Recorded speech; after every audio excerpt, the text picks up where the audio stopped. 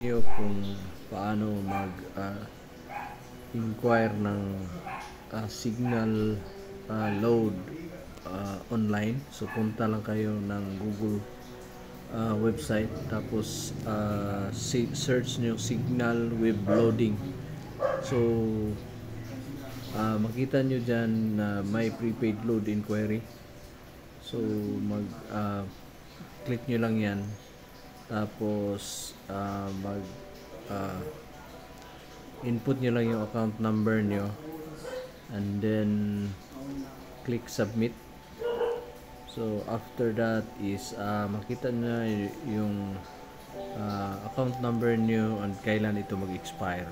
So ano pala to, mag-work to sa signal at saka satellite na account numbers. So yun, kung may question kayo na pumapasok na ba yung load na binili nyo, is at least may way kayo mag-check online. Right, thank you.